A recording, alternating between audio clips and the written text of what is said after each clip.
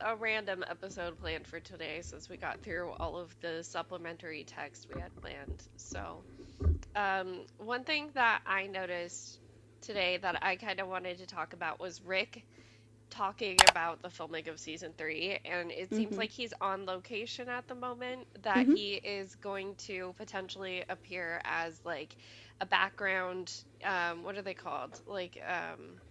He's gonna have a cameo anyway in the dance sequence because he made like a joke about how he hasn't been a teacher for 20 years, but he's chaperoning a dance.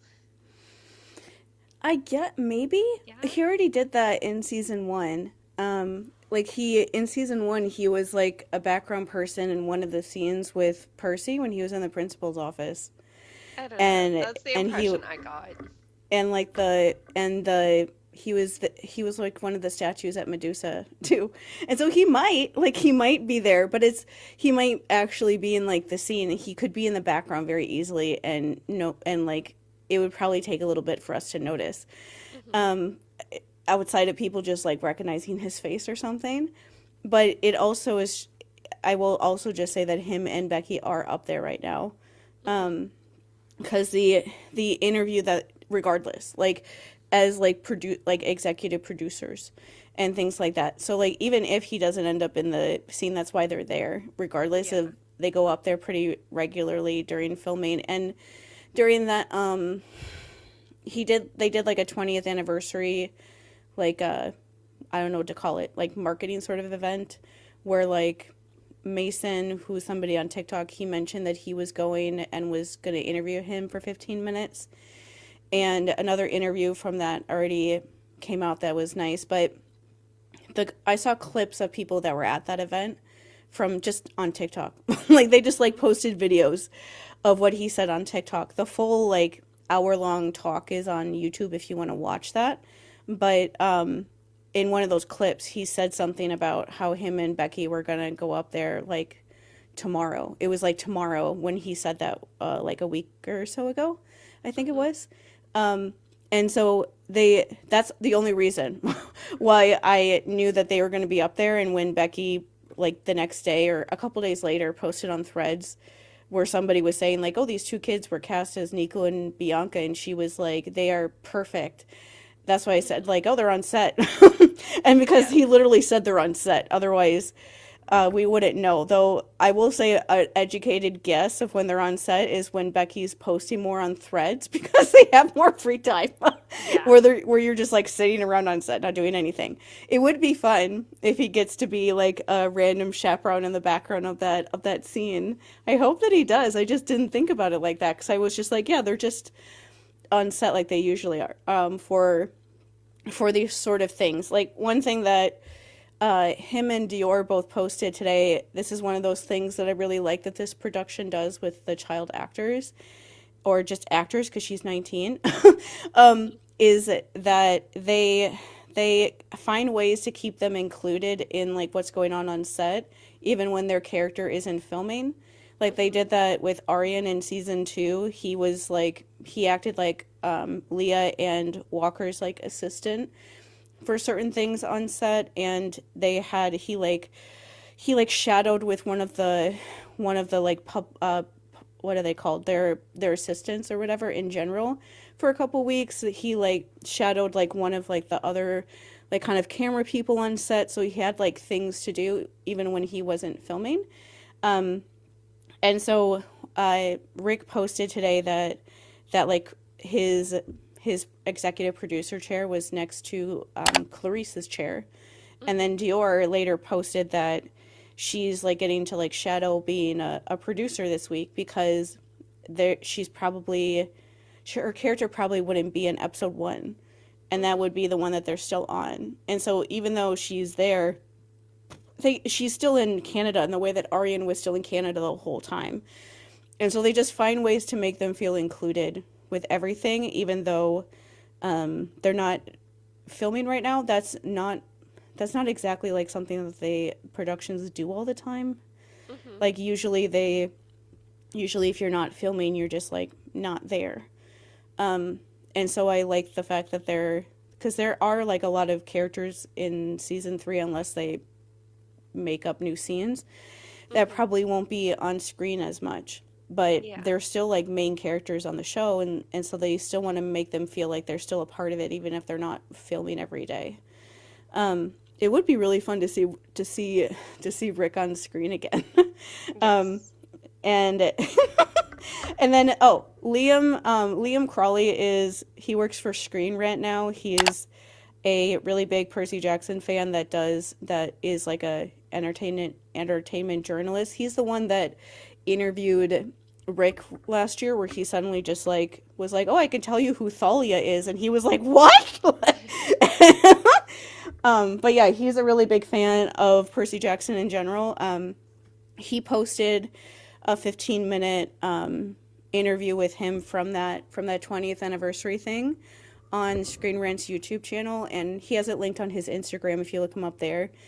I like it just because he's a big fan, and so his interviews with Rick and the cast and stuff are always more interesting Yeah. than other people. Like he was talking about how like he's mentioned this sort of thing before, but still it's always nice to hear that he had a similar relationship with his mom, like Percy has with his mom, with Sally, which is part of why he likes it so much. Like he talked about how he mentioned in this interview that his mom was a teacher and like taught using Percy Jackson, Oh, that's and that's cool. like how he like read the book for the first time, was his mom like reading it to her kids in class and then bringing it home and like being like, you should read this.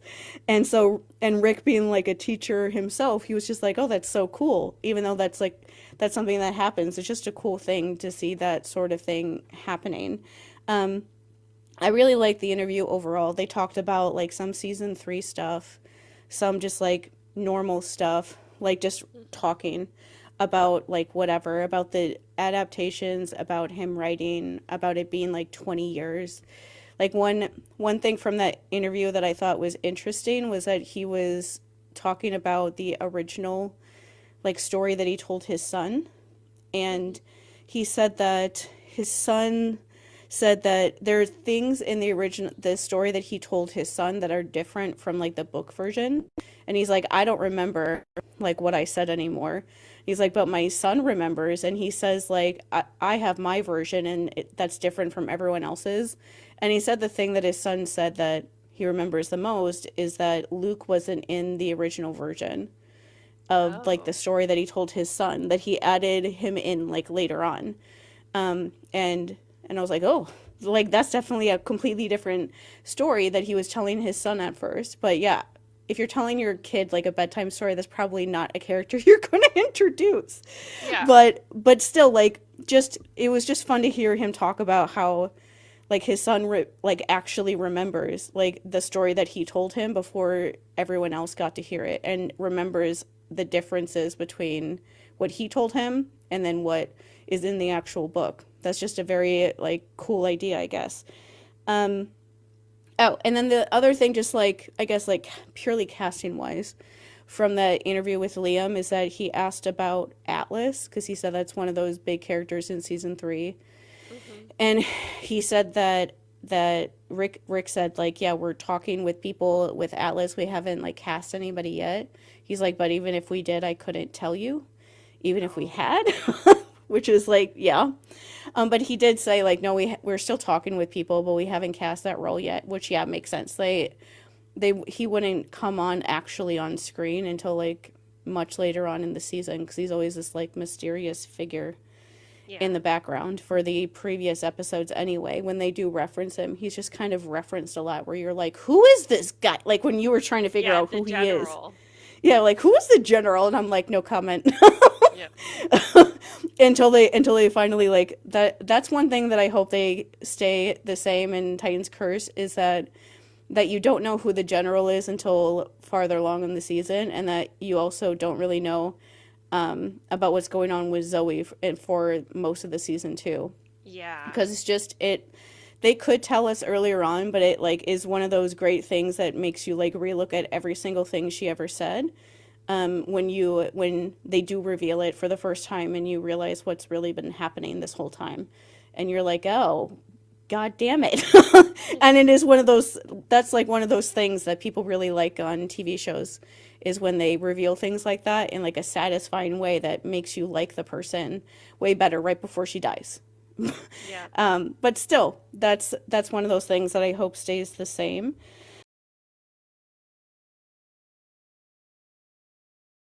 Just like random fandom ish stuff that I wanted to mention, which is like greatly annoying me, is that Kierra Lewis is reading Percy Jackson, and Yeah, I I don't, had to look up who she was because of your reaction to that. I did get served her video on my FYP, and I was yeah, like, wait, who is this? yeah. Basically, the overall story about her is that she calls herself the Queen of Book Talk. I don't Okay. what like, and she has like almost 2 million followers. Um, the first time I ever saw her come up, that was people were like questioning things in general, was when she went through a whole series where she was reading Harry Potter for the first time. And so people were Hmm. like, "You're reading Harry Potter like now when you have like millions of followers and you're reacting to like every single like part of every and going through every single book for like months on end reading Harry Potter." And so that was weird. But the main thing with her that's like legitimately a good reason to be like, oh God, is one of the first big things that I saw in like Book Talk where I was like, what is going on here? Where I like looked things up on YouTube to understand what was happening, is that she liked to read. She was reading like I don't even know what book. She was reading some popular like romance book at the time that was about like a hockey player, and it was Hmm. about like a girl wanting to date a hockey for whatever reason. I don't know why, but that's a very popular genre. Like there almost every fandom I've ever been in, there's always like alternative universe fan fiction of one of the characters being a hockey player Hmm. and the other person wanting to date them. And so for whatever reason, that sport is like used a lot in stories. And so she was reading one of the popular books about that. But the thing that got really weird is that there are like actual hockey players like, Of course. Yes. on TikTok. And so she started like like fan casting almost like real people, like hockey players that were on like actual hockey teams as like characters in the book. And at Okay. first like the guy that she was like thinking about was just like, was like just like joking about it and thought that it was just like fun or funny or whatever. But at a certain point it went on for way too long, and Hmm. it got to a point where they were just sexually harassing him, like in his comments, like leaving comments you shouldn't say about a real person that you don't know, like about like his body and things like that, and just about him in general, to the point that his like wife made a video being like, you're making me uncomfortable, you're making him uncomfortable, like please stop. And they didn't stop. Like Jeez. she got like really mad that about it and like refused to stop for a while until it became like a huge thing, because outside of even people who follow like book talk stuff started talking about it, because they were like, what the hell is going on? How are these people who are reading books like sexually harassing like like a actual athlete that's Hmm. on like a, one of he was on one of the NHL teams, I'm pretty sure. And he had to like try to figure out how to deal with that while also trying to do his job. And people Yeah. were like saying like overreaching, of course, like people tend to do. And she was the one that started that whole thing and like made it worse, and didn't like just didn't react the way that you wanted to. And so after that I was just like, oh God. When all of that was happening, I just blocked her. Hmm. And so when I saw that somebody posted somewhere that they said that she was reading Percy Jackson, I was like, oh fucking hell! Like she's like the last person. Like when you hear that, you're like, I like the idea of somebody with a lot of followers reading the books for the first time to Hmm. get people to try it who haven't read it, but not her. She's not a good idea. Like she's not. She doesn't have like boundaries. She doesn't care about that kind of thing. she tends to like the villain characters, and so the one thing I saw from her video when I went to go look at it was her Hmm. saying that her favorite character is Luke. This is like one of the very rare fandoms that talks constantly about grooming and like consent and abuse in general. And so Hmm. like somebody like that like wouldn't get away with the kind of stuff that she did before. And so if she tried, it would be ridiculous. It become a very ridiculous thing. Yeah. Hopefully it doesn't get like that, and she doesn't do anything weird with like Charlie or Hopefully. anybody else for that matter. Um, Jesus, yeah. because you just don't know. She doesn't. If she was doing that kind of thing with that hockey player when his actual real life wife came on the internet and told her to stop, and she still like didn't stop and like got mad at his wife for asking. Yeah. Um, okay. And so that's just one of those things of like if you have no idea who she is and you're on TikTok, just like try to watch out for her because she's probably going to pop up and who knows what her and her followers are going to say or do while she's Yeah. reading our book series for however long it takes her to read the first 5 books probably. Um okay, and then the one like random thing from today was that August this weekend, like tomorrow, starting tomorrow they're going to have the installation thing that they had at Comic-Con at a convention in Canada. Oh, They okay. just like posted that today, and everyone was like, what are you doing?" at Yeah. this like fan expo in Canada. And I looked at their website, and I'm like, oh, that's cool. They should use that more than once. Hmm. That's definitely something that more people should see in person because that looked really cool. Yeah. I just call it Monster Donut. I don't even know if it's supposed to be Monster Donut, but I just think it is. So that's what I just call it. Yeah. um, let me see. Oh, a lot of the stuff that I wanted to talk about was Rick did an article with Entertainment Weekly, Hmm. and he talked a lot about like writing and books and like the future of Percy Jackson books and said a bunch of stuff that I thought was really interesting. Hmm. One thing from his interview with Liam is he mentioned that he asked him about like do you have like a writing process, like he was like Liam was saying like if I have like a big interview like this, I like get up at this time in the day and I like go to the gym and I do certain things to get ready for it. Is there things like that that you do? And he basically just said like he doesn't have like a set routine. He said like some writers will like write the same amount of time during like the same hours of the day, like every single day is like part of the routine. But he's never been one that's like that. He basically said that he tries to write like earlier in the day because he said he just writes better things earlier in the day instead of later on in the day when his like brain is like tired. Um, Hmm. but other than that, he basically just kind of says like every day is different. I don't like have a set time of when I do it. I just like try to get it done for a certain amount of time every day, but he doesn't have like a set schedule. And I'm Yeah. like, yeah, you didn't ever like give me the idea that you would want to do it the same time every single. I would hate that. Yeah. Like I would like that would never work with me. Like just making me do it the same time every single day would make me not do it like that on purpose. Even if I was the one making the rules. I just wouldn't like it. Having it be like so regimented, it would feel like a job in a bad way. Yeah. And ew. Ew. You just have to have like general goal. That's what I do at least with like putting on our videos. I have like general goals of like what day I want them to be posted. But other than that, I like work on them whenever I feel like it. And don't like tell myself that I have to because if I do, then I'm never going to do it ever again. Yeah. And that was what he said.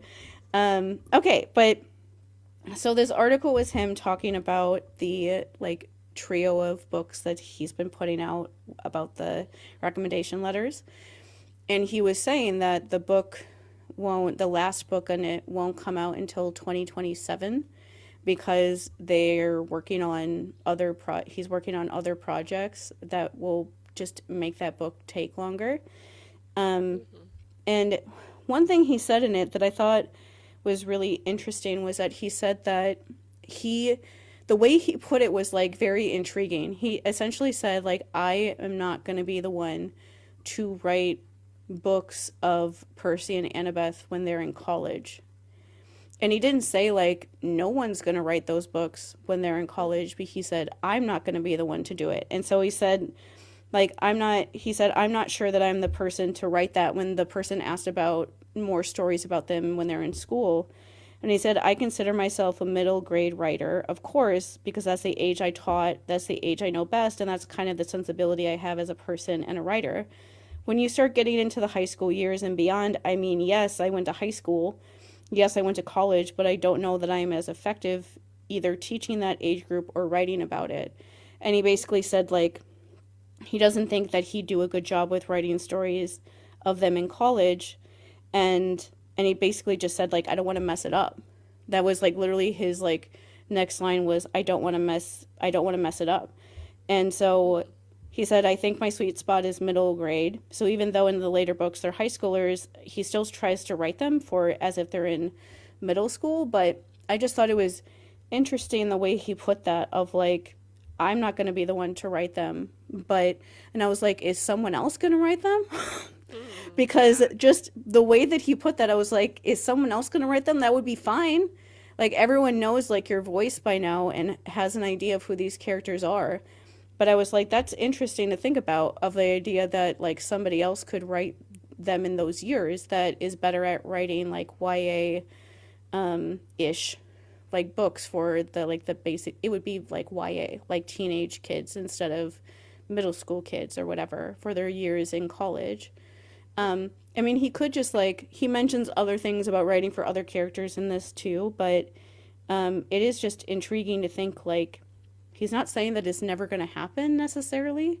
He's just saying that it's not going to be him that does it. And I'm like, is it going to be somebody else? Or is that like your way of trying to put everybody down like nicely? Yeah. Because he did like stop reading or writing. Reading, no. He did stop writing Percy Jackson books for a long time. Like, Hmm. when did Blood of Olympus come out? I think they came out in 2014 or 2015, one of those years. I think it might have been 2015, but that might be wrong. But that was the last Percy book that he wrote until he started writing this new series. He just like didn't. That's why I didn't read Blood of Olympus for like many years, because um, because I was pretty sure, and most people at the time thought that that was going to be like the last book with him, or at least for a while. And we didn't know if we were ever going to get any more. And so it's possible that somebody else will do it. It's possible that nobody else will. And we can just have fun, like imagining what they did in college or what the other. But it's also a thing that he doesn't exactly like stop himself from imagining writing for other characters. Hmm. The other thing he said in here too that was interesting about these three books is that the person asked like, is it going to turn into like a 5 book series, because that's what his other book series were, and he's like, no, it was always meant to be 3. And he said, I only started thinking about it because they were trying to get like a deal with Fox and Disney to do the TV show. Hmm. And he said like, one of the things I did as like a kind of carrot is that he outlined 3 new Percy Jackson adventures and said, if you let us do like a live action show, he would write like these 3 books. And then he says that it turned out I didn't need to do that. They're happy to make the show with or without them, but then I had these 3 ideas outlined, so I might as well just write them. And so Hmm. that's where like those ideas came from anyway. Um, but he's just talking about in this article about how he doesn't want to write Percy and Annabeth in college, and like I go back and forth about that all the time, just like me inside my own head. Like, should anyone write those, or should they just like leave it up to imagining what it would be like? Yeah. Hmm. Or is it time for new characters and they're just like off in the universe? And the other stuff from this thing that he was talking about with other books is he was talking about, like, he said, I really enjoyed, for instance, writing the Nico di Angelo books with Mark Oshiro. Writing with Mark has helped me to understand Nico in a more authentic way, and it's yielded a book that is more than I could have done by myself. I would love to look at that for other characters and say, who is somebody from this background who really knows what this character might be going through and would put a more authentic spin on what they've been through. And so he was basically saying that he likes the idea of having authors from whatever background the characters are in, like basically doing like co-writing, because Mark Oshiro is listed as a co-writer for all of those books. Yeah. And so which means that they're like involved with the process of not only writing it but making like the decisions of the plot and the narrative and all the really important things. And so it does open up, there's so many characters like that. And so it made people immediately wonder about all of the Heroes of Olympus people, besides the ones that we already know, which is, Nico and Will. And Hazel is in the books that's coming out in like a month or so. But there's a lot of other characters too. And then other characters in like the Trials of Apollo books, and even other characters in the original series. And there's just a lot of people that he could kind of collaborate with. And it feels kind of like a natural thing for him because of his imprint. Yeah.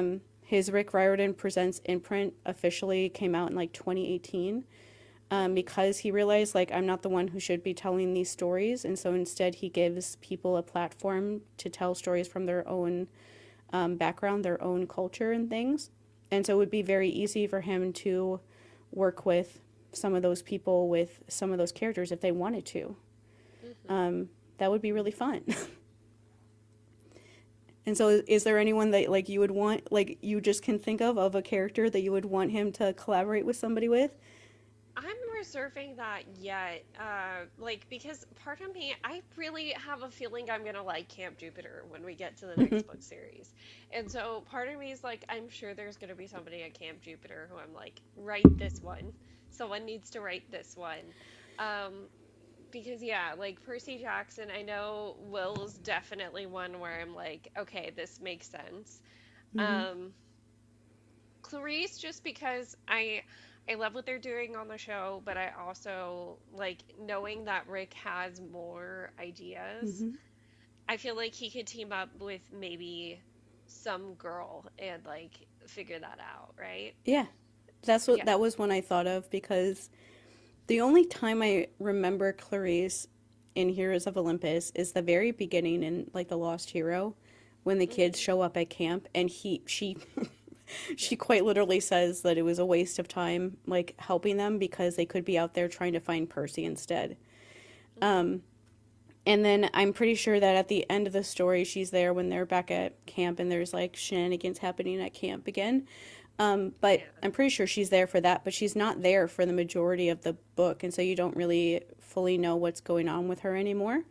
And so there is a lot with her that they could just explore about like how she feels about her dad and just everything else, especially in the years after that, like with how much camp actually does change Yeah. after everything happens with Percy and the gods, at when Luke, finally dies. A lot of stuff does change in a good way at camp. That would, and it'd be interesting to hear the perspective of somebody like her that grew up the way that it was before, and Yeah. is now getting to see like younger kids get to go, not have to go through the stuff that her and her friends did, especially because of stuff that happens in The Last Olympian to her. It would be really interesting to hear what she thinks about anything at all, Yeah. after The Last Olympian. And then there's so many interesting characters in those books. I know everyone wants to hear more from Leo, and Leo would be very interesting, especially because he is the one that gets stuck in a really toxic situation with Calypso Hmm. for a while. They do break up. Like he does, like they break up during the Trials of Apollo series somewhere. I know that that happens because people told me that it happened. I was like, oh, thank God. In like the comments on some of my Calypso videos, because the last I heard was that the videos that I made where I like talked about how he was successfully groomed by Calypso when Calypso tried with Percy, but it didn't work, just because of the different kind of places they were in their life, and like how they dealt with like similar sorts of trauma that both of those characters have. Yeah. Um, I was talking about that, and people were talking about how in the Trials of Apollo series of books, when they were together, they were like arguing constantly and not getting along, and she was like saying things to him that was like that they knew was hurting him and things like that. And I was like, oh yeah, so there's no way that he's not doing this, because that is like what it's like in those sort of relationships. And so then somebody popped up and said that towards like the end of that series is when they break up like for good. And Leo comes back in some way because they broke up, and I was like, oh, thank God he got away. But Leo is a character that is really interesting, that has just a lot going on. Yeah. With himself and with whatever happens with Calypso. There's just a lot of stuff to talk about with him. He's a foster kid. That in and of itself is a lot to talk about. And so that's like what I think about, is that it'd be nice to have like somebody who was a foster kid, who is Latino, like be able to write a book with Rick about Leo, or like somebody who is indigenous, who grew up on a reservation or felt disconnected from like their tribe and things like that, be able to write a book with him about Piper. Yeah. And like even somebody who is like Chinese but like maybe was like brought over here but through like adoption or whatever else. Like Frank is Chinese Canadian. I only remember he's Canadian because Percy remembers that the Lastrygonians, when he has no memory, are called Canadians, and he's like, excuse me. Yeah. That part is just so funny. Yeah, there's also endless potential for like new characters, of course, too. Mm-hmm. And then there's also just like huge kind of like mythology people that they could dive more into, and that's what made them bring it up, was about Apollo. They were asking like, would you ever write more about Apollo? And he's like, no. He's like, I love Apollo, he's great, and I feel like I understand him so much more now that I wrote 5 books from his perspective. But there's a lot of other gods that they could kind of do the same sort of thing about.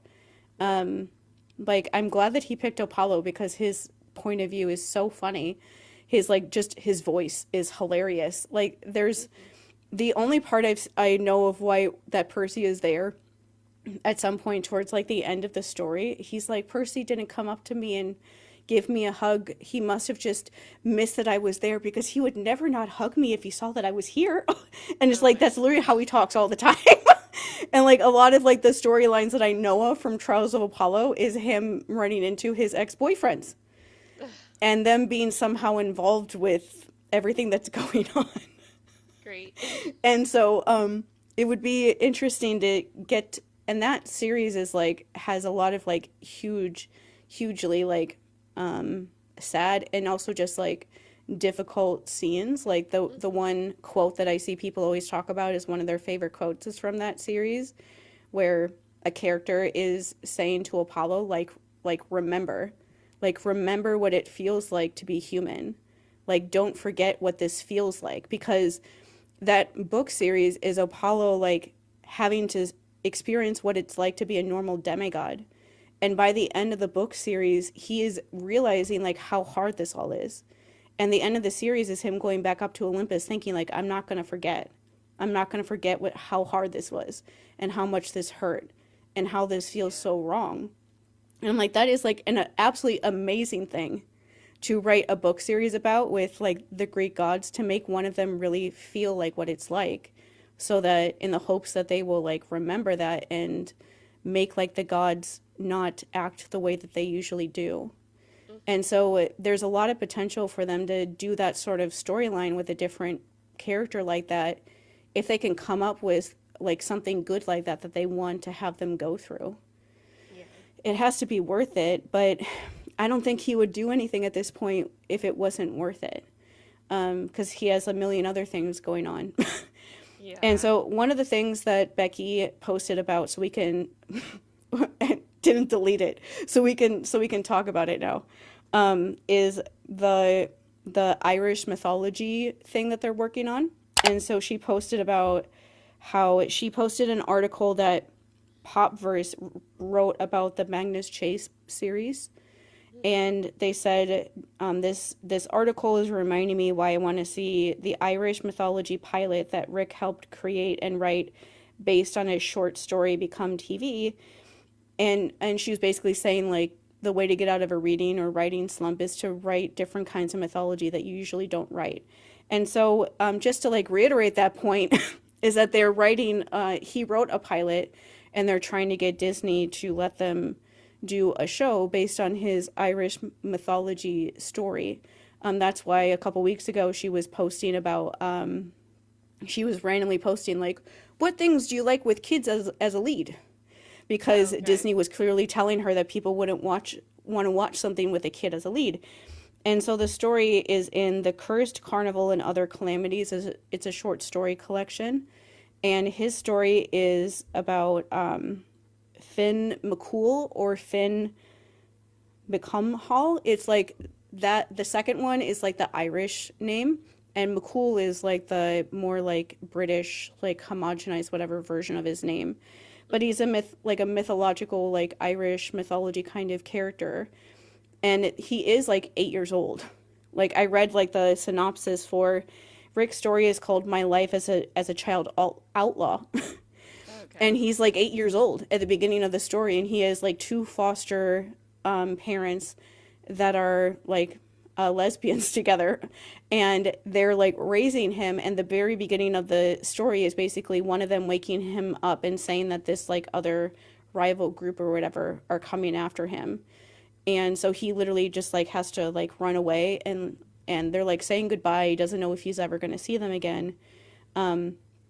And then things like happen from there. But it's like if you're Irish or Irish American that knows these sort of stories because you have connections to people in Ireland still or what have you, Mm-hmm. it's a well-known story about Finn McCool. And so they're trying to turn that into a TV show. That's one of the redacted things. Okay. And so she mentioned somewhere else that they're writing with somebody that's like award winning, and like granted that could just be Rick because he won an Emmy for his writing. Yes, true. But it gave me the idea that they might have teamed up with somebody else to try to make it easier for Disney to give them the like the go ahead Yeah, to maybe. make this a show. And I'm like, will you just do it? Because we're gonna watch it no matter what it is.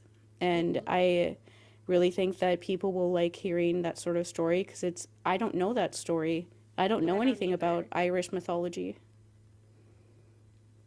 So that would be fun. Yeah. Um, okay. And then that's all I have right now. Oh, the other thing that just like popped in my head the other day that I wanted to say since we were talking about Clarice, is I talked about when we were talking about season 2 that the thing I said was like she probably that when the ship blows up that Ares probably yells at her. Yes. And I assumed that would probably happen and we would be able to like see that in the show now that it's not all from Percy's perspective. And so one of the interviews with her and Arian where she was talking about a scene where she described it as like we're both in like the cave together, and I know that he's there and he hears like all these things about my life that he usually wouldn't hear, but I know that he heard it. Now I just know that he knows that about me, and we have like more of like a respect or like understanding for each other. I don't know why, but like watching that whatever interview that was just like made a click in my head, and I'm like, Ares is yelling at her. Like Ares Yeah. is doing the thing that every abusive child in the history of the world has experienced at least 25 different times, where your abusive parent shows up and starts screaming at you in front of a bunch of people, and you're really embarrassed knowing that they're hearing everything that they're saying, and you're just like, you just are trying to deal with it and trying to get them to stop. And I was like, oh God, that's totally like what's going on in that scene. And it makes me feel more like, I guess, hopeful that they do a similar scene like that with Percy when they're still on the ship, Yeah. because that feels like something that they would do. Because in like real life or even just in like a story, it takes more than one time of being absolutely embarrassed by Mm-hmm. your abusive parent, whoever it is, or family member or whatever, to like change how you are doing things.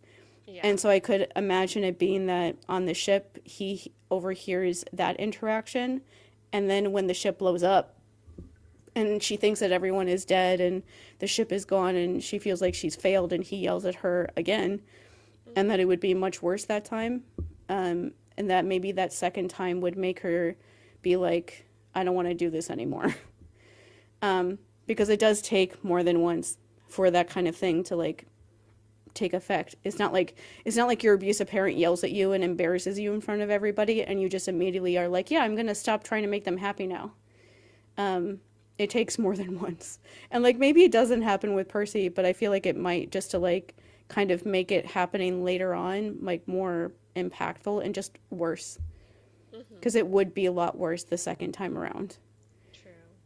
True. Ugh. Okay.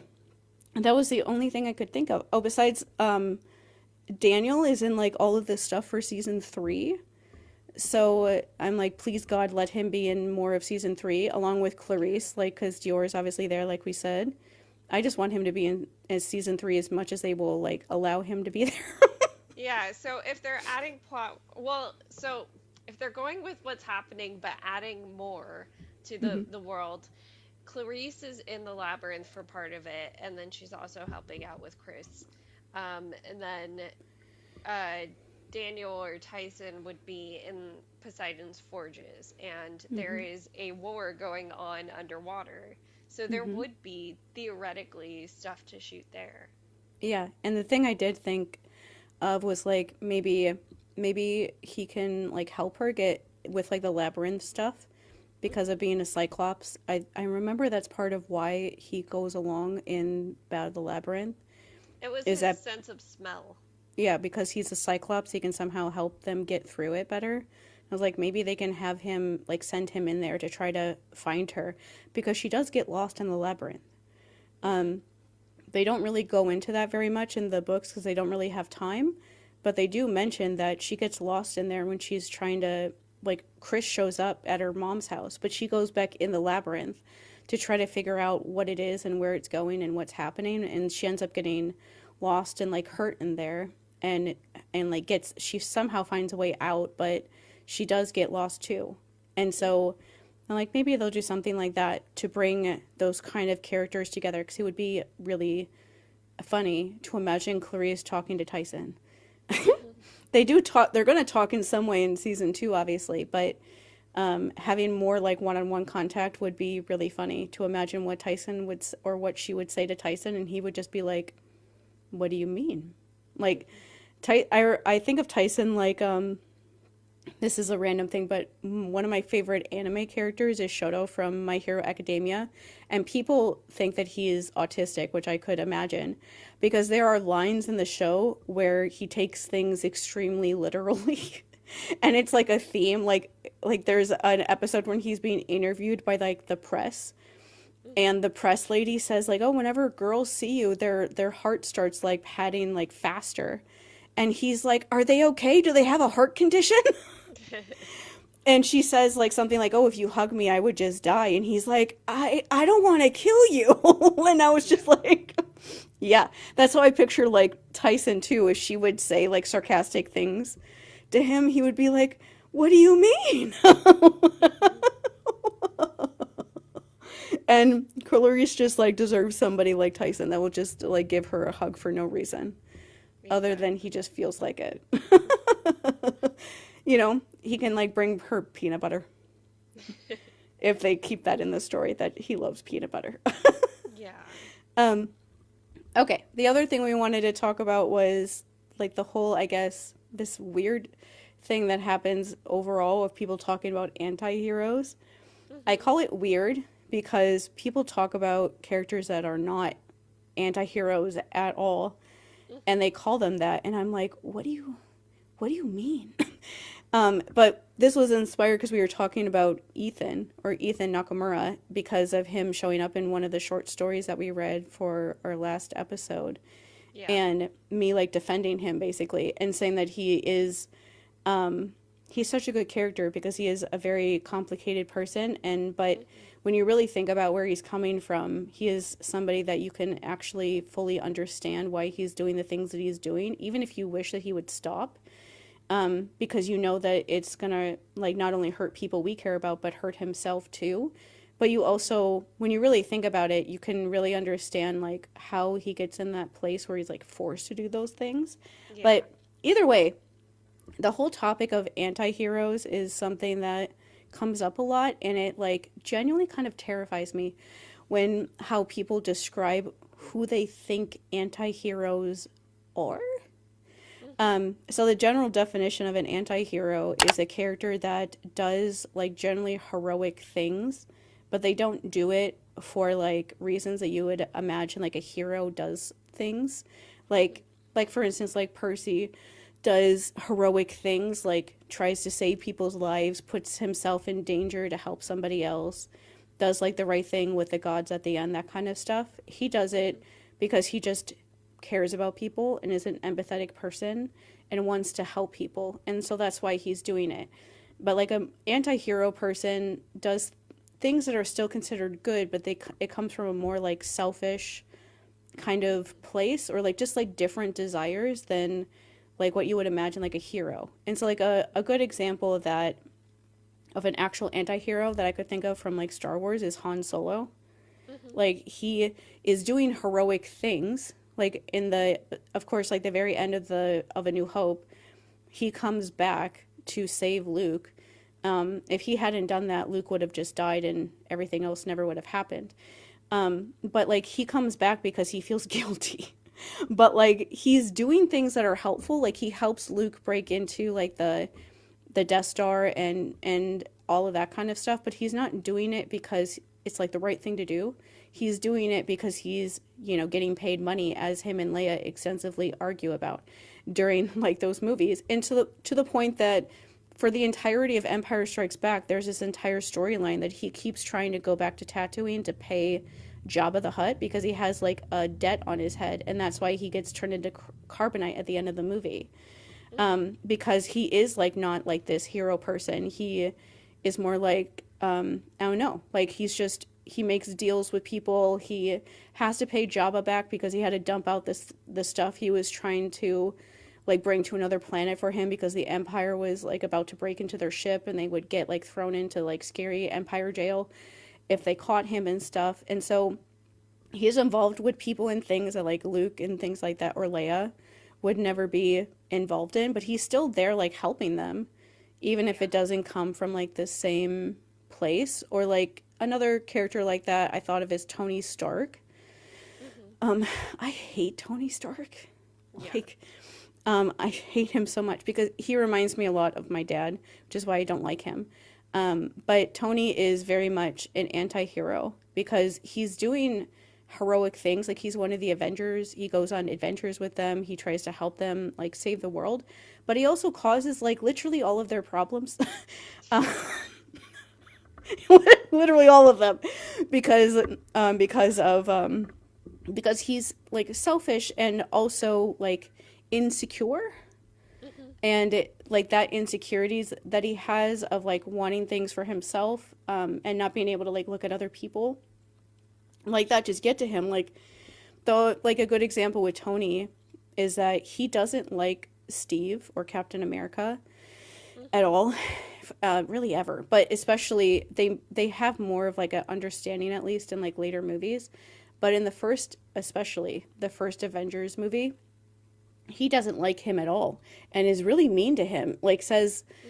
like really mean comments to him, says like, oh, the only thing that's special about you is what comes in like a jar, like saying that the only thing that makes him special is the stuff that made him like physically change to be like Captain America. And I'm like, fuck you, bro. Like he's an actual good person. Like the whole thing with Steve is that he was always like that sort of hero. It's just that before he physically couldn't do it. The only thing Hmm. that he needed in order to be that person was for his body to be able to do the things that he wanted to do. But it's like Steve just woke up in present day after being asleep for like 80 years. He just found out that his best friend's dead, and has to actually like deal with that for the first time and be alive without him. Like Steve definitely tried to kill himself at the end of the first Captain America movie. He didn't jump out of that plane. He could have jumped out because they show him jumping out of other planes. But he didn't jump out because he just wanted to die after Bucky died. And so now he's suddenly awake again and he's fighting aliens. And to him, like, World War II just ended. And so it's like, imagine for him, like, waking up the next morning and suddenly he's like 80 years in the future. And aliens are attacking, and all of these people are asking him to do these things, and everyone that he's ever met is dead. And, or like about to die. Like, there's one person that's still alive, but she has dementia and she's in a like a nursing home. And so, like, and then Tony Stark shows up and it starts giving him crap just because his dad liked Steve and thought that he was a nice guy, and his dad was an abusive little jerk, but he's taking it out on Steve. And it's like, why are you taking it out on Steve, bro? And then, you know, Tony's just like that. He doesn't, one of the things about the very last movie, the Endgame movie, is that Tony is alive, but his daughter and his wife are both like alive after the whole like snap thing happens. And so for 5 years, he just stays in his house and doesn't help them with anything at all. Half of the world just disappears overnight. And because it doesn't directly affect him, he does literally nothing at all. He refuses to help them in any way. He yells at Steve for him asking him for help, and then leaves and doesn't bother coming back for 5 years because his family is alive, and so he doesn't care about anybody else. Like, the thing that makes him come back is he remembers the kid, you know, Peter, who's Spider-Man. Him and Peter have a whole weird thing going on that also is like inappropriate because he brings a 15-year-old to another country and doesn't tell him what he's doing, just like brings him there and drops him into the middle of a huge fight and like lies to him about what's going on because Peter would never be on his side if he actually knew what was actually happening there. Oh, gosh. But anyway, like, he sees a picture of him and remembers like, oh yeah, I liked that kid. And that's what makes him like figure out a way to bring everybody back. But for 5 years, he just leaves them to take care of the entire world by themselves because he only cares about himself. He doesn't care about really anyway about anybody else really. It's more if it like affects him, then he worries about it. But if everyone he cares about is fine, he's not going to do anything. And all of his like closest friends and family were all survived. The other people lost like everybody, but he didn't, and so he just doesn't care. And he's always an anti-hero because he is helping, sure, when they can get him to. Yeah. But it's not like an altruistic reason of like, I want to do good things and I want to help people. There's always like another kind of motivation that he has that isn't quite so cut and dry. Are there characters like that you thought of from other things? I mean, literally, the entire premise of Suicide Squad is like a bunch of anti-heroes, because they're all like doing a mission for the greater good, but it's mostly so they don't stay in jail. Mm-hmm.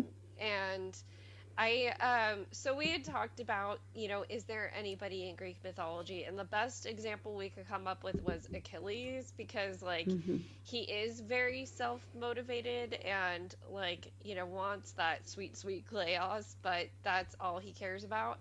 Um, Yet at the same time, you could say practically almost every hero has some sort of flaw or motivation that kind You of could makes their character not wholly good. you could also say that about like every single god. Like, I was Yes. just thinking like Athena's like that, and I was like, wait a second, they're all like that. None of them like do anything really Yeah. just to like help out. There's always like a reason. They need something, Yeah. and they need like a something. If anything, it's harder to find an actual like hero R definition Mm-hmm. in Greek mythology, and that is like, of course, like Hector's the person that comes to Yeah. mind because it's both good motivation and like actually doing heroic deeds. Mm-hmm. But yeah, like Odysseus is flawed, Theseus is flawed. I don't know enough of Perseus's lore. We'll get into that we have a video coming up that we're Mm-hmm. going to do on each of the heroes that the books follow.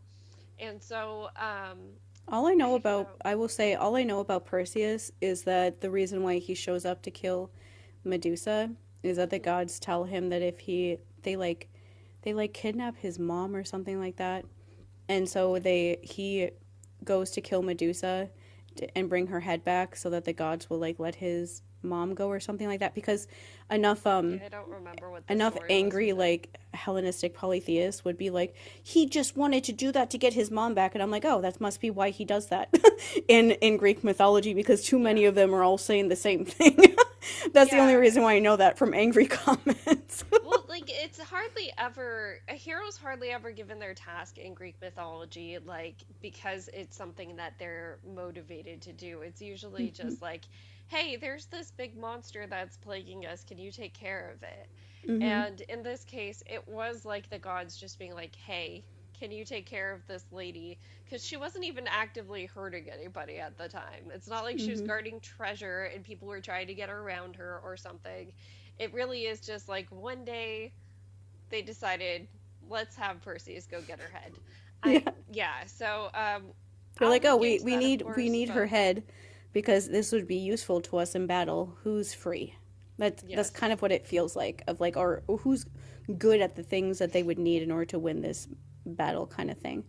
Yeah. Um, it's like a big version of the military, at least Oh the my U.S. gosh. military. How I picture that kind of stuff happens, where they just randomly get missions and get like deployed, um, based on like what they're good at. The I did want to give examples of like who isn't an anti-hero Hmm. because the media literacy about that is extremely lacking, and I can't even like fully know like what to necessarily blame it on. It I just don't know. I part of me wants to blame it on like Breaking Bad because oh like yeah. yeah, Walter White gives anti-hero vibes. He is a person that starts off with a good motivation and or good motivation, you know what I mean? It's like I'm Hmm. gonna sell drugs because I'm dying and I want to support my family and my wife is pregnant. Like yeah, a lot of people can watch that and be like, okay, I can empathize with that starting point, right? But we talk about this a lot with Percy Jackson stuff is that there's a point of no return. Hmm. And even like I want because I haven't seen all of Breaking Bad, but I've seen like bits here and there and I've seen the ending. And I know that the ending is Walter basically admitting like I did this for me. Like Yeah. you're right, Yeah, I like did this for me. I watched Breaking. That's such a good TV show. Oh my goodness! But I watched that show, and I will say that I remember when I started it. Hmm. I watched that back with my sister when we were living with my mom, and we were still like in school and stuff. Like she Hmm. was finishing up college. I had like just graduated, and so we would like just like binge shows during like her breaks from school. Um, I remember that we started watching Breaking Bad, and the two of us were talking back and forth and being like, this is the only thing that he could think of. And it, like, out of everything you could do to try to get a bunch of money, the thing he thinks of is to start selling, not, and also, like, out of all the drugs to sell, meth.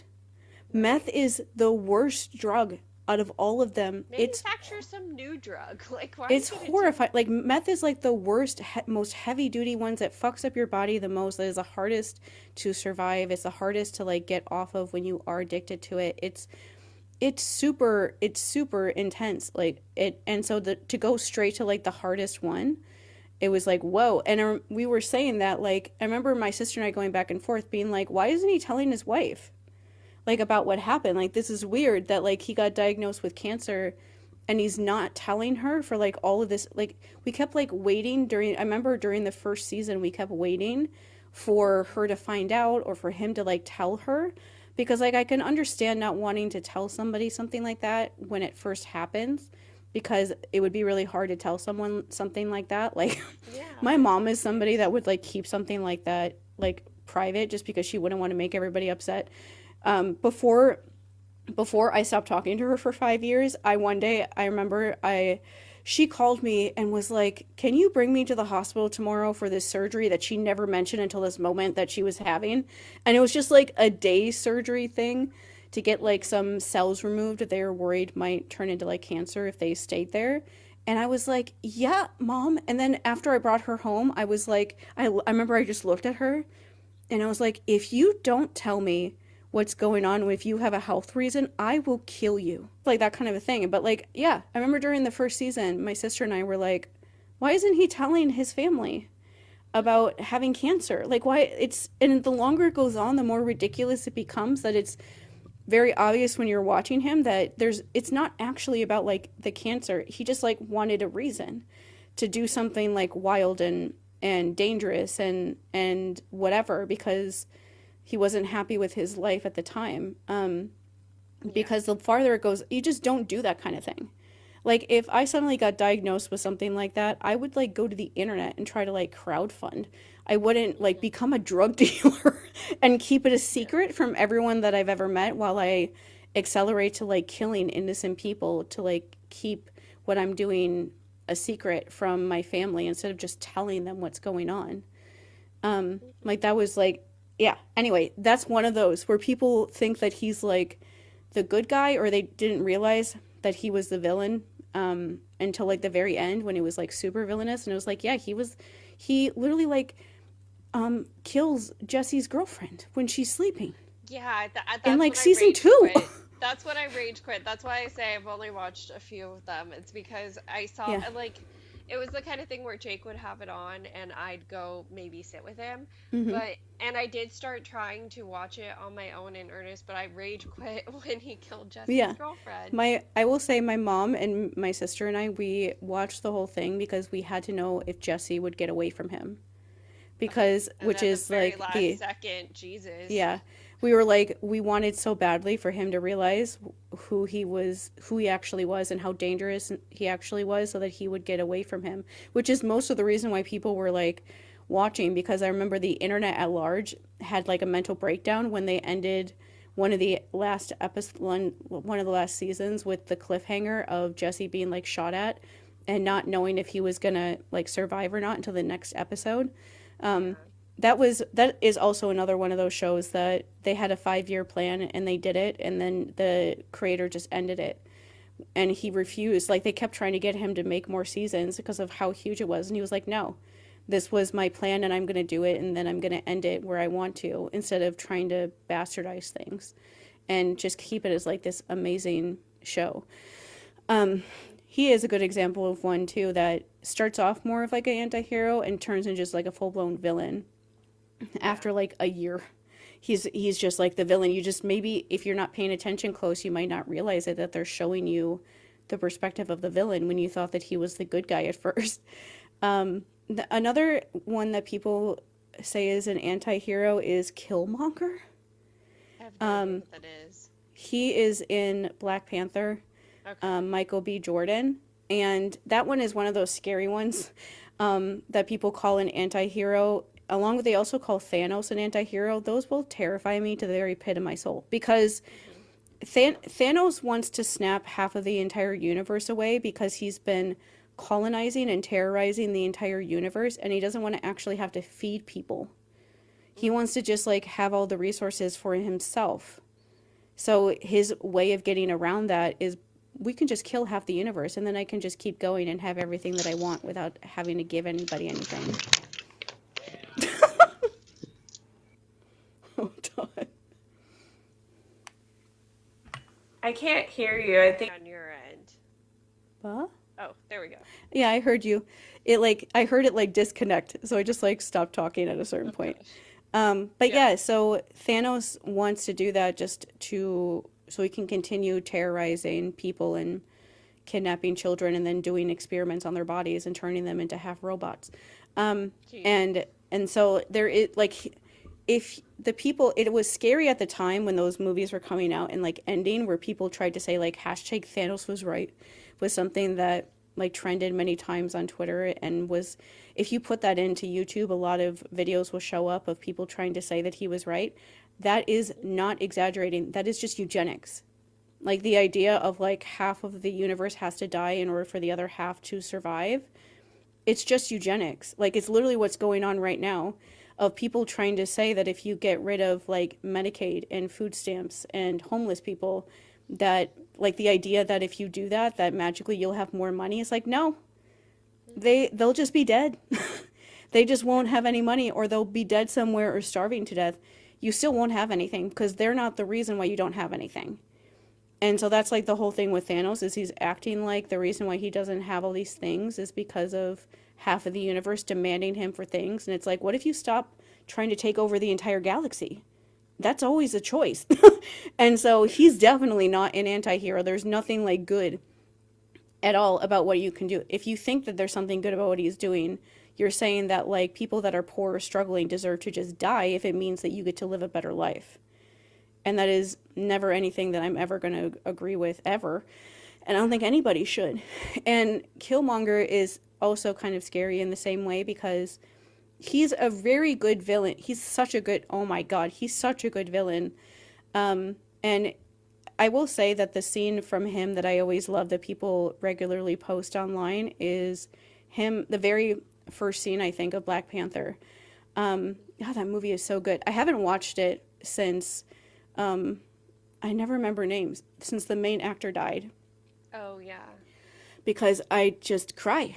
I loved him so much. And I was shocked, like, in 2020, like the rest of us was when he died, and I just, like, can't do it. Like, Marvel, when they start a movie, they usually show like a bunch of scenes from all the different Marvel movies with like the comic book like kind of music theme before the movie starts. After he died, they changed it where all of the scenes before the Black Panther movies are all him.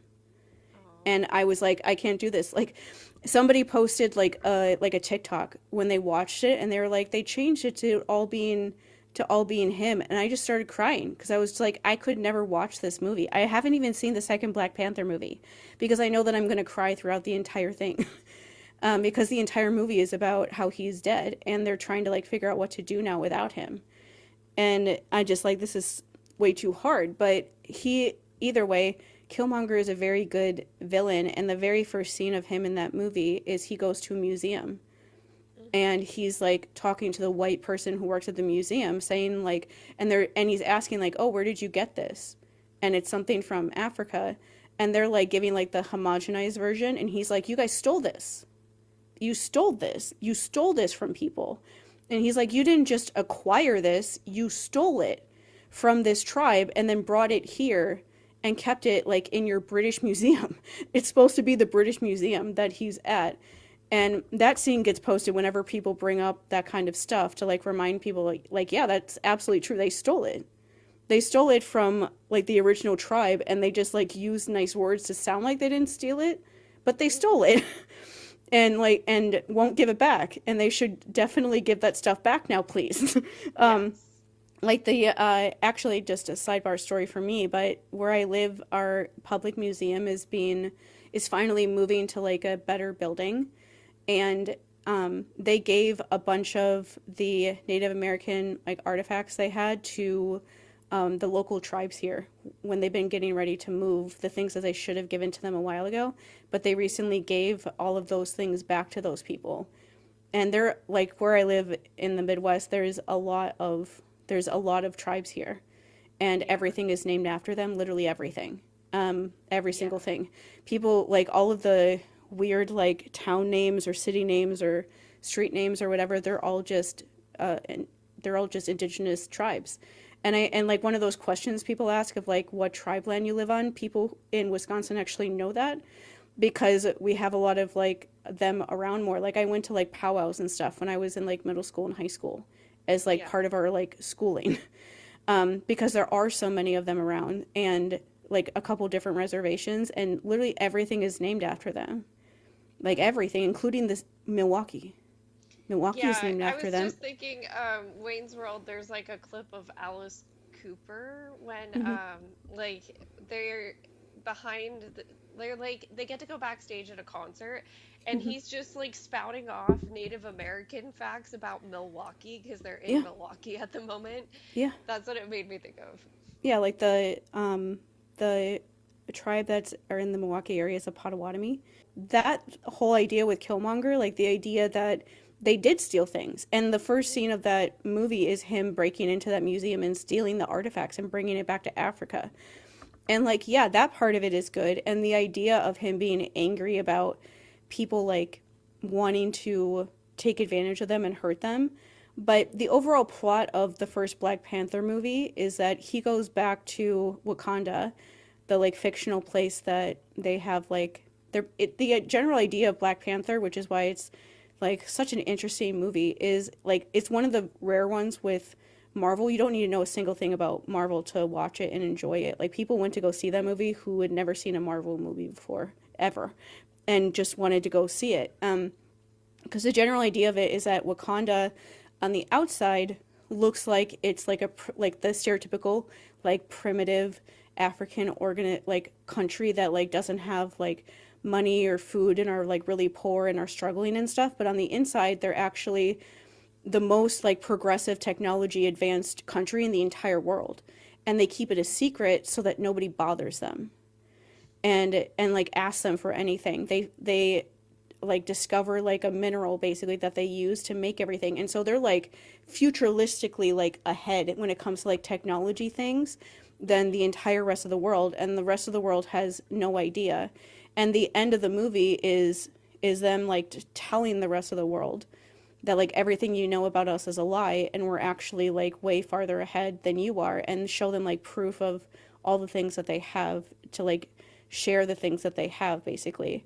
But so like Killmonger wanting to like keep them a secret still, or like being angry about the idea of it's basically the idea of like people who live in Wakanda have like a much better life than black people anywhere else in the world. And so the idea that like he finds out that they're living a better life than everyone else, but they didn't like share that information with them so that other people could also do that. Him being upset about that makes sense. Him being upset about that and trying to kill T'Challa and like do a coup to take over like their government and like usurp himself as like the supreme ruler of Wakanda, and like he kills innocent people in that movie. He kills his girlfriend for trying to tell him not to do this stuff because it's not gonna work out the way that he wants to. He literally just like stabs her to death and then like leaves her body laying on the ground and like leaves. Like he is not an anti-hero. Like he is just a villain. And yeah, he's a very well done villain where you can see like the things that he believed in and how, but he went like too far one direction where it became too much. Like, and even at the end of the movie when he dies, you're sad that he dies, and you wish that there could be a way that he could have like figured things out and not gone so far that he like tried to like kill T'Challa and his parents and try to kill all these people. It's like when you're trying to kill everybody, they have no other option. Then they have to like stop you because you're not giving them any options. Like they try. Like T'Challa doesn't want to fight him and tries not to fight him, but he tries to kill T'Challa and almost does. And so he has like no choice but to do it. But like that, he is a very well done villain, but he is not like an anti-hero. Like doing that sort of thing to get like, even if you have a valid reason to be upset, is not like that's not like something that you could ever say is like in the right, I guess. What is that guy? The Punisher is somebody who is like an actual anti-hero that's in like comic books. All I know about him is that he's somebody that like used to be a cop or something and isn't a cop anymore, and like basically is kind of like a vigilante kind of person. Like goes around helping people outside of like the law kind of thing. Like ironically, police officers now like have his symbol on their car, which is just the most ironic and hypocritical thing of all time. Because his character is somebody that goes around like what legally is allowed because the police fail everybody. That's literally like the entire point of his character. And so cops, like, that's one of those things of his character has been completely like changed in a weird way for cops to feel like he would be on their side or that they have anything to do with him when he hates them. Like generally his character doesn't like them. And then when we talk about Percy Jackson, the character that people say is an anti-hero sometimes is Luke. Yeah. That is one that I've seen, like some of the bigger podcasts, one of them like made like merch or something about like Luke being like an anti-hero or Luke being like a hero or something. I can't remember which one it was at this point. It doesn't really matter. But one of them did. And they talk about Luke as an anti-hero. Like like the Seaweed Brain podcast interviewed Charlie last year and asked him like, oh, what's another anti-hero that you could compare to Luke? And I was like, I remember watching that like a year ago being like, Luke is not an anti-hero. Like, so you shouldn't be comparing him to somebody like that. And Yeah. they talk about him, when they do talk about him, as if he is like an anti-hero. And it, just to like make like the overall point, you have to believe, if you believe that Luke is an anti-hero, you have to believe that the only way to get like change to happen with the gods is through like extreme violence. And that Yes. him trying to do a coup by putting in Kronos, instead, him just trying to do a coup, thinking that the only way to get like change or anything good to happen is by like violently overthrowing the gods in some way. You have to believe that then that's the only way that any change could happen. And so that's the only way that you can think that he is an anti-hero, is if you think that doing that sort of thing, and like violent sort of revolution, I guess, but not real revolution, but still like the way that people imagine, honestly, the way that white people imagine revolution. Like we talk about it as if like magically, like we're just gonna like clap our hands and revolution just magically just like happens one day, and it's like violent for 2 days, and then magically the entire governmental system is fine, and we just like continue on with that new system. Like, you guys know that the things we learn about in school are like condensed because they take a long time, or that like it doesn't happen that way. Like, people now are like, oh, when is like the revolution happening? I'm like, it's been happening for like 15 years. Like, what do you mean? Like, it's been happening in some way for a while, but it's especially been happening since like the Iraq war stuff happened, and people started talking about how hypocritical we were being and how wrong it was. Like, there's been millennials have been protesting since 2008 Mm-hmm. about like how messed up like the government is, and the money in our country and all that kind of stuff. And so it's like, what do you mean? Like, when is it happening? It's been happening for decades, because it doesn't just happen overnight. It takes a long time. There's like steps to things changing.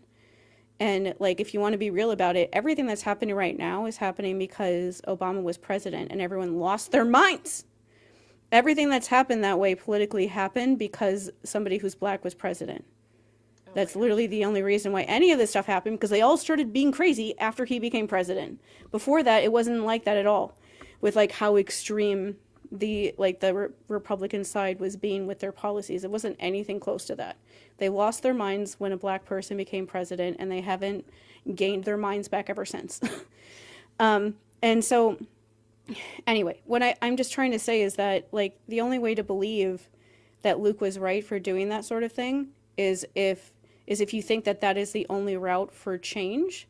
And I don't know how you can think that if you read these books, Yeah. because like, hello, like, we're going to read The Last Olympian very soon, but like the ending of The Last Olympian is the literal polar opposite of that. And not only that, but like Trials of Apollo, I was just talking about what happens in Trials of Apollo.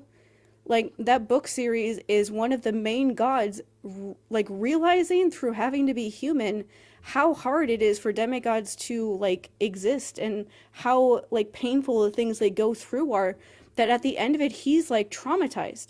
He's Yeah. actually traumatized, like he's like crying, he's really upset, and he's saying to himself, I'm never going to forget this experience. I'm never going to forget what it felt like to go through this. I can't forget what happened. Like, one of the characters in that ending part, I've seen like, pictures in like videos and stuff of people showing that part, is like one of the most like sad scenes, where a character that something bad happens to him in that book series, the last thing he does is like scream at Apollo, like, remember. Like, and that's like the last thing he says, is just screaming at him, you have to remember. And like, that is such like a huge way of showing like that is going to make things change with the gods, because he is there to remind them what they're putting their children through. And that is not like because of anything violent. That's not happening because Luke went on like a 5-year campaign to kill everybody. None of that stuff happened because of Luke, actually. It happened because of quite literally everybody else. And so it's like, I don't know how you can believe that if you read these books, except if you just, the only way I guess you could think that is if you give Luke credit for literally everyone else's work. Which honestly feels like accurate to like my life. Like, people always give the worst people credit. And Yeah. you're just sitting there like, I'm the one who did this. Like, I did this, not you. Like, why are you giving this person credit when I'm the one who did all the hard work? And I'm just not going to say anything because I've learned at this point that nobody will believe me even if I bring it up. But it's just ridiculous that that kind of thing does happen. So I guess that is like very true to life. Though, like, people never give us credit for all the hard work that we do. But yeah, so we wanted to talk about Ethan as that person because Ethan Nakamura is somebody. One of my first Percy Jackson videos I made like last year sometime, I said some comment about how the big prophecy, the ending prophecy, they mention like a hero, and I forget what the actual prophecy says. It doesn't really matter right now, but people like one of the big things in The Last Olympian is that the hero isn't Percy. And so Luke is like kind of like that hero. And the way I think about it that is like Luke is that hero because he's exactly like the heroes of the gods of the old times. Just like what our episode coming like on Monday will be about. Like all the times that they compare him to all the other old heroes. That's like Rick doing that. Like people maybe don't realize it if you don't know too much about Greek mythology, but he's doing it anyway. Yeah. But the other thing I've always said is that Ethan is the hero of the prophecy. I don't care about what anybody else says. Like I don't care if people say that it's supposed to be Luke. Like even if I know it is supposed to be Luke and it is Luke, I'm like I don't care. I'm going to more think that Ethan is the prophecy is like the hero of the prophecy more than anybody else because the way that I would talk about Ethan is like you know how in Harry Potter, one of the things that I always critique a lot, even outside of this is still related to how J.K. Rowling is a fascist, but outside of like the obviousness of it all, is that Hermione is like literally what that entire war is about. Like she is somebody who is magical that has completely unmagical parents. And nobody like beyond like Draco calling her like a slur in the second book, it never like comes up, and it really should, like at the end especially, like I kept thinking that it was going to, but it just never did. And it just doesn't make sense that once Voldemort comes back, like she would know that she would be in danger and that if Voldemort wins, she's going to be put in like some camp somewhere or killed or something because she's not magical, and she is the person that like those people don't think deserve to be around. And so it's weird that this huge war is happening and she is a huge part. She's like the person that this war is over. But like the narration, the narrative, or any of the characters in that whole story, like never bring it up. And you feel like it just feels like this like absence because they don't. And so the person like that in Percy Jackson, but they actually bring it up because Riordan knows what he's doing is and also is not a fascist in any way, shape, or form, is Ethan. Like, Ethan is like the perfect person in this situation because he is like him existing is this huge problem in this world. And which is why people love him so much. Like I was so excited when we were reading Battle Labyrinth because I just wanted to be able to read him again. Because I'm like, he is such an interesting character because his mom is Nemesis. Nemesis, when you're in the first 5 books, she doesn't have a cabin at camp at all.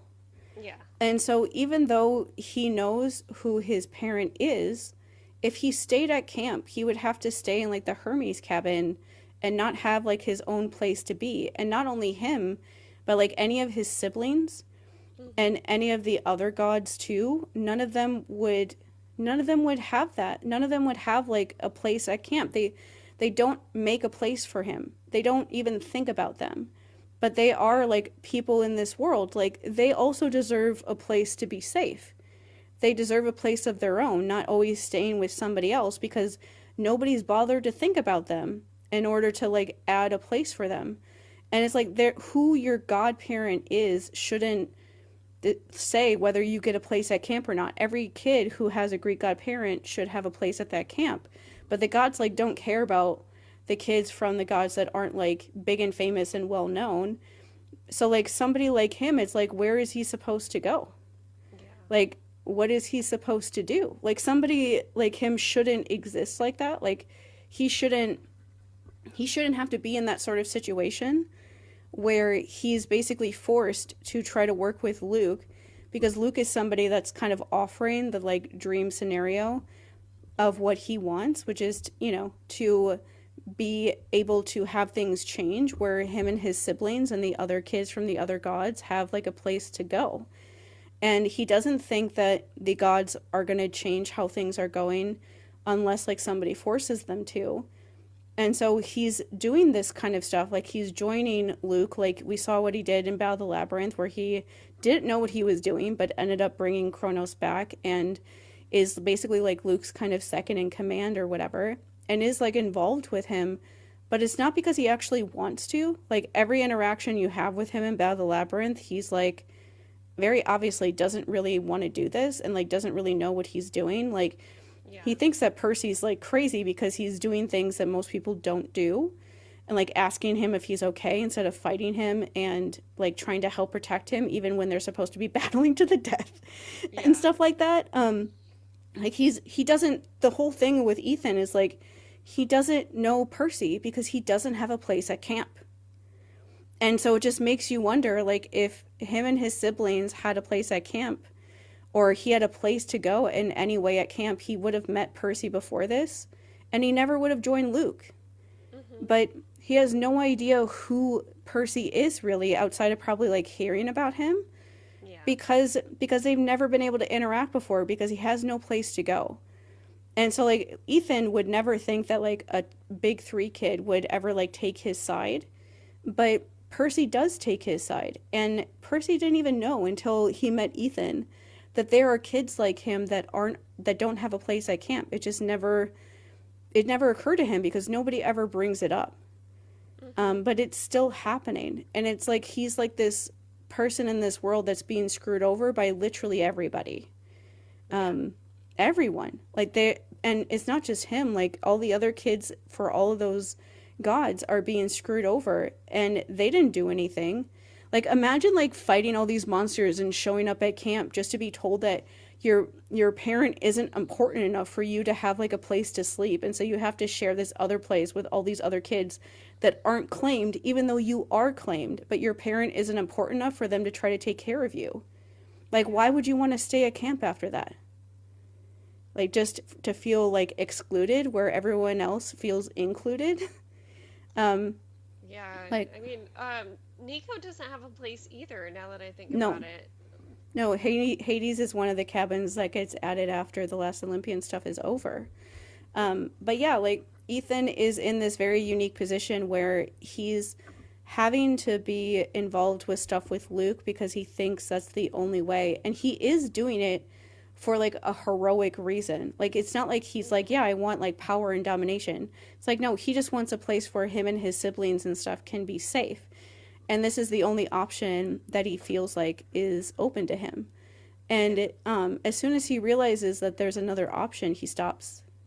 In the last Olympian, he changes his mind. But he doesn't know that there is another way. And so it's like he's not doing it for selfish reasons in the way that other people would. Like Chris Rodriguez kind of joined Luke because Luke was one of his good friends, and I'm sure he just said, talked about how Hermes sucks.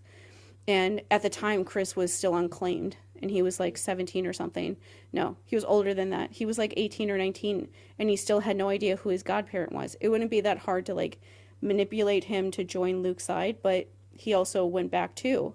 But like somebody like Ethan has like a legitimate reason to try to get involved with Luke, and not because he's like trying to like usurp crazy power or like wants a crazy bloody like revolution or anything, but it's just like, well, if I don't have a place at camp, maybe these people will give me a place to stay Mhm. where like me and my siblings have to do it. And like he says in Battle of the Labyrinth that his mom tells him that he's going to be the one that like leads to all of the lesser gods like being recognized, because he does change everything.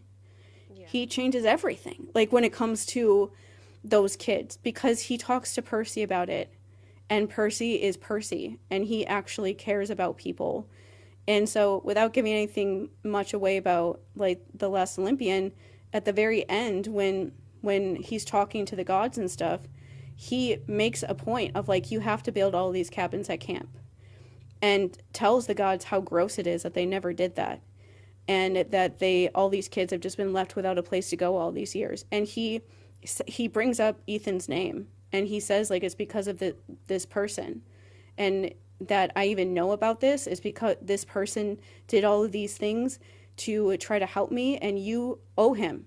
Like, you better do this right now. And they do. They do build all of those cabins at camp, and it's because of Ethan. Like, it's because of Ethan and Percy, but it's because of Ethan, because Ethan like was interacting with Percy, and Ethan turns like himself around and because of his interactions with Percy. And it's like, none of those have anything to do with Luke at all. Like, they're like figuring these things out between each other. Like, if the argument I always try to give people with like, when people try to say that Luke is like an anti-hero, or that he's the hero of the prophecy or whatever, outside of it just being like, he is a Greek mythology hero where he steps over everybody else to get what he wants. But outside of that idea, if you think he is actually a hero the way that we think about heroes, you know, if you go with that, like, he's not, because if he wasn't there, all of these things would have happened so much sooner.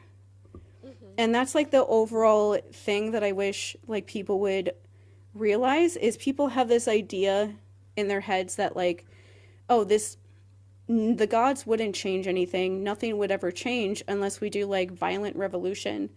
And it's like, you're only saying that because it's the only thing that happened, but you don't know what would have happened if all of this chaos wasn't happening. Because like, Luke, you know, created all this chaos. He killed a lot of people. He made a lot of people really scared for many years and traumatized all those kids, killed a bunch of them, created all of this violence. And so, yeah, they do find a way to like bring something, have something good come after all of that death and destruction. And Percy is able to make the point to say, like, Luke never would have gotten this far if you didn't mistreat your kids, where they were like tempted to join him, even if they knew that it was a bad idea, because they were so upset with how you treated them. But that is true, but that's not something that happens because of Luke, or that because he did the right thing. That's Percy making something good out of the disaster that happened afterwards, and actually making something positive happen after all of that.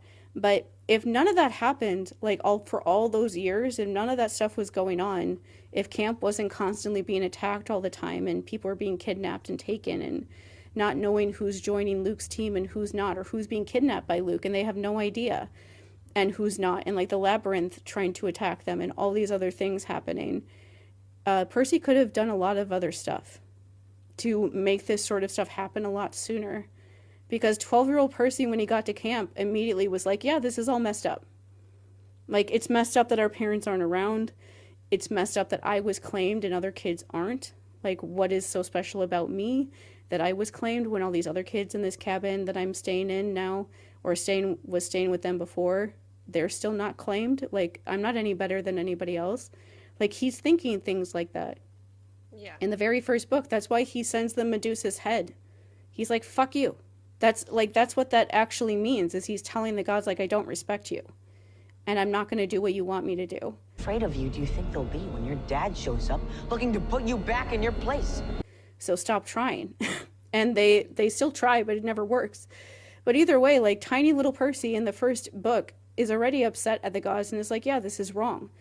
And he also understands in that book that because he's a big 3 kid, that he has a lot of power in this world. Like, both versions, in the book and the show, he goes to Olympus to talk to Zeus, because he knows that he's the only one that could ever get away with doing something like that, because he's a Poseidon kid. Yeah. And Zeus might listen to him a little bit longer than anyone else. And no one else could ever do things like that and get away with it without being, like, smited on the spot by one of the gods or something.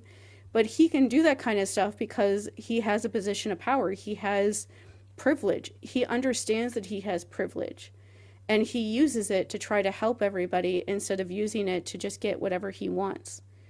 But like, he would have done a lot of that stuff much sooner if all of this stuff, all of this craziness wasn't going on. Like, him and Ethan could have met years before that. And he would have been like, yeah, what the fuck is this? And he would have yelled at Poseidon about it and been like, why don't you have all these cabins for all these other kids at camp? Where are they going if they're not at camp? Because they're not here because they don't have a place. So where are they supposed to go? Like, this is why I'm hoping that that Allison is like an unclaimed kid in season 2, because it's just such an they're like, there's always people in every kind of society, even like fake ones like this one, that their existence just exposes all the things wrong with the world. And the kids that are like from lesser known gods are such a good example of that, because they haven't done anything wrong, and they're going through what everyone else is going through, but they don't get any of like the home or community that everyone else does at the end of it. And it's not because they've done anything wrong, their parents just aren't cool enough. Just imagine that, like, going through all of that stuff in your life, being like chased by things and you don't even know why they're doing it, only to get to a place that you think you're safe and then be on the outside there too, because you're just like an afterthought. Like, this is like a weird comparison, but it reminds me of being asexual in the queer community. Like, nobody thinks about us. Oh. Like, or they, like, before J.K. Rowling suddenly like made us cool for a little while by attacking us, people just generally don't think about us. Like, I remember in like, I think it was like 2019 or something, was the last time I went to an anime convention, and I was walking around the dealer's room and there was a couple booths with like queer, just like the different flags and like different like keychains and things like that. Mm-hmm. And there's a couple of them that had them, and none of them had the ace flag. Aww. And I asked one of them, like, do you have the ace flag? And she said, like, no, I didn't make that one because we usually don't sell that much of that one. And so it's just like, she told me to my face that she didn't make my identity's flag because she didn't think it was like important enough, or that enough people would buy it. And so she just didn't like spend the time doing it. Yeah. And like, that's kind of usually what we get from like the overall community. And so that's what it reminds me of, like that feeling of like, yeah, I would like to be able to be part of the queer community, and like maybe now that J.K. Rowling hates us, we will be in a weird way, but I don't go to like queer events or whatever, because when I do, that's usually the kind of like response we get. Like, people either don't think that we actually are queer, or they just like forget that we're even there, and they just like don't think about us. And so it makes you not want to go. A lot of ace people don't go to a lot of like pride events, because we just don't feel like we're included when we're there. We just feel weird and like not part of the group like everybody else is. And so that's not a nice feeling. And so we don't go a lot of the time because we don't want to feel like that. That's a lot of what like a character like Ethan is feeling all the time. And like, his mom literally ripped his eye out to like get him to take what he's trying to do seriously. So like, this is really meaningful for him. Like, she literally did that to like tell himself like, no one's gonna ever help you or give you what you need. You have to like kind of take it for yourself. Like, his mom is nemesis, all about like revenge and things like that. His mom definitely would never believe that Percy would exist. For me at this point, it's like, I want to shake the kid. Like, mm-hmm. I see there's good in you. Please just listen to Percy. Like, that's seriously what I think every time we read a scene with him. But I know it's coming. It's just like, yeah, so frustrating watching it. Yeah, you just want him to figure it out sooner, because you know that Percy will do it. But it's one of those things, like, he is one of the only characters really that you can understand why he doesn't believe that Percy will help him. Yeah. Because nobody like thinks about, they're so ignored that nobody ever thinks about them. And so that's why he's such an interesting character, because even if the things he's doing are like frustrating and you wish that he would stop, or like, especially when he's the one bringing back Kronos, where he ends up being in that position just because he's just there. It's literally just, he's just there. Like, when I was reading that this time, I was just like worried about him, because he doesn't know really what's fully going on. He doesn't know about like how big the things that he is involved in is right now. He's just kind of like stumbled into this situation, and he doesn't fully get how dangerous what's going on around him. And so when I was reading, I was like, I just want you to be like safe again, but you don't even realize how dangerous of a situation you're in right now, and I just want you to realize that. Yeah. Which he eventually does, but that's why watching him is so interesting, because even when he's doing things that are frustrating, you can understand why he feels like he needs to do that. Is there anything else you wanted to say about Persephone? Oh gosh, since we talked about it last time. Yeah, I don't know. Like, part of me, I did look at your comments because I know you posted the clip of it to see what comes up. People tend to like come with a little more heat to your comments, but They were fine.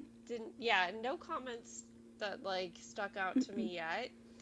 It's like I said, it's one of those things, and I think Jean described it well too. Like, I'm gonna keep using Jean's analogy with Greek mythology of like, similar to comic book heroes, there's like a genuine like archetype to each of these figures. And so, like, yeah, each different author is going to take their artistic liberties with them, but they should all kind of have a central archetype. And I don't know if you saw this part in after you ended up off of it, but I had even mentioned I saw one that people were talking about with superheroes, like an archetype for superheroes was like with Spider-Man. He's the person that you can count on to, like, he's gonna keep getting back up until he physically can't. Like, he's not going to let a bad guy get away. And with Persephone, I don't know that, like, the idea of whether she's a girl running away from her, like, arranged marriage, or whether she is just like she actually did escape, like a mesh situation. I don't know which one feels like the more correct archetype, because for me there's not enough there. There's not enough there to have an archetype. And like, that's one thing I wish more people would do with some of these adaptations, is let's fill in the gaps. Let's fill in gaps that we don't have. Why? I'm going to say this, and then somebody in our YouTube comments especially is going to be like, it's already there, it already exists. But like, for example, we talked about the Titan War very recently, and there's nothing to talk about what happens to Zeus from when he's born on the mountain and separated from his siblings to when he's old enough that he goes and then has the confrontation with Kronos. Like, there's nothing there. So we could write about, what it was like for him growing up on that mountain. We could write what, like hiding away a young teenager or a preteen Zeus would be like. There was an ancient account of Achilles on Skyros, but that's an adventure I would love to see modernized, just because it does play with gender a little bit in a way that they were barely comfortable with it back then, and like, honestly, I'm surprised Madeline Miller didn't put more like, more, what is it called? Like, I don't want to call them homoerotic jokes, because it's not all from that, but like, the idea of being feminized was really bad back then. So the fact that you have this, at least young enough that he's probably baby-faced enough that he could still pass for a girl, Achilles, in this, like, among little princesses, why has no one written that? I know. Well, that's like why we like the myths that we like Medusa and Persephone the most, is that there's a lot of, you can take that's why I get annoyed when people say it's misinformation, regardless of who they're talking about, because there isn't like a clear path for one or the other, because they're not really talked about enough for it to be like super obvious what they were going for. And so people can like take those stories and make them whatever they want it to be. Like, if you want Medusa to be somebody that was just like, messed up in Athena's eyes, and it shows like Athena's like power, then that's what you can think of her as. Or like, somebody got like wrapped up with Poseidon and got like punished for it when she realized the mistake she made. But if you want to see her like I do, and how the Riordans do is a victim, then you can see that because there's enough things there that give you the idea that she would be one. In the same way that Persephone can be somebody that got stuck in an arranged marriage and then made like the best of the situation after her mom threw a temper tantrum. Yes. Or you can think that like that she was okay with leaving with Hades because she wanted separation from her mom, and being like taken in a way by a god was like one of the surefire ways she knew of like actually getting away from her. Because abusive people don't like it when you leave. They try to make it really hard for you to leave, and so that is one ways that girls especially can get away, and the person can't like try to drag them back in. Well, they didn't write that much about these characters because they didn't think about their perspective very much, and so it means that people like us can explore with them for however long we want to, and no one can really stop us even though they try. Because there just isn't enough there to like disprove really anything. Everything that they bring up as like fact, I can be like, well, I can just take it this way. There's like nothing that is like concrete that you can really say, especially considering like consent in these sort of situations that both of them are in. Like that's a very like murky situation. Like it legitimately does not matter. I walked around for 34 years of my life telling people that I was not a sexual abuse victim. And like people would ask that sometimes because of probably how I was acting, and I would say no every single time. And I would like a little voice in my head would be like, I'm lying. But I would just like ignore it. But I like generally for the longest time did not understand why I kept wanting to read like fan fiction about people being like abused like that and like learning how to like get over it. Like I would read that all the time and I'd be like, why am I wanting to read this? Like I generally didn't understand. Because I just like suppressed all of it. And so it's like like Medusa saying that she wasn't abused, or Persephone saying that she wanted to like not be with Hades or want to be with him, whichever way you take it. That doesn't really mean anything because abuse victims lie. They lie all the time. We lie all the time. It's well documented that we lie all the time. And so like every abusive person that's like a famous person, there's been a time where their like spouse or whatever will be like, oh, they're the greatest person, they would never do something like that to me, and then they pop up later being like, yeah, I lied. And it's like, yeah, we know. I know. Like when you know enough of what it sounds like, you can have an easier time realizing when somebody's writing something because you can tell they're kind of being forced to, as opposed to it being like naturally that's what they actually think. But yeah, it's like you can't be sure one way or another anyway. If you actually know about consent now, you could never be that sure one way or another about how most of the like women characters feel. That's why most of the books that are being rewritten are about female characters. Yeah. It's not because people are annoying and taking them to be feminist in weird ways. It's because most of their stories could be reinterpreted because people weren't thinking about it from their perspective at the time. Yeah. Hello. This isn't hard to figure out, guys. It's a good thing. We should embrace it. Mm-hmm. But yeah, and it would be interesting to write some of these characters as more, I mean, to go back to our original kind of point, anti-heroic, you know, like to give them a little bit more of, a little bit more complexity than they have in the original mythology. Mm-hmm. I feel like that's what they do with it. We do with everybody. Mm-hmm. Like every mythological person, kids, even the men.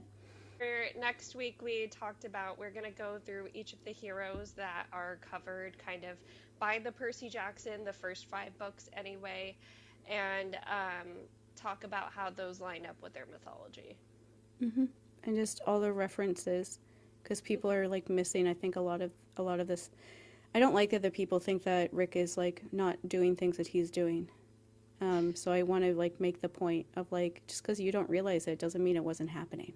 Yeah, I will say, like, part of it I think comes from the fact that he's writing middle grade, Middle grade students are smarter than you think. I have one at my house. He can outsmart me at this point, you know, like I have to be on my toes. He's at the age where he wants to test me and he's good at it. So, Yeah. yeah. When I was like 9 or 10, I was writing fan fiction about like Matilda and Roald Dahl books inside my head. I was able to like look at stories and analyze and put myself in them. Kids are smart enough to do that. Yeah. Yeah. So Rick Riordan is writing for intellectuals. He's writing for intellectual kids. And he's writing in a way that me as a parent of a middle grade student, I can definitely appreciate because like it comes from a good moral place. Percy is a very moral character. He wants to do what's right. He just cares about people. That's exactly what kids need. Exactly. Yeah. Especially boys. We don't want to squash that in our boys, especially these days. Yeah. Yeah. So we'll end this before your phone dies, but yeah, we'll go through that breakthrough of the first 5 books. And yeah, sounds like it'll be a fun one. And then eventually we'll get to reading The Last Olympian. Yeah, it'll be like pretty much a week after Monday we'll start on Labor Day. Yep. All right, so we'll see you guys for Monday's podcast on those first 5 books. Okay, Bye. Bye.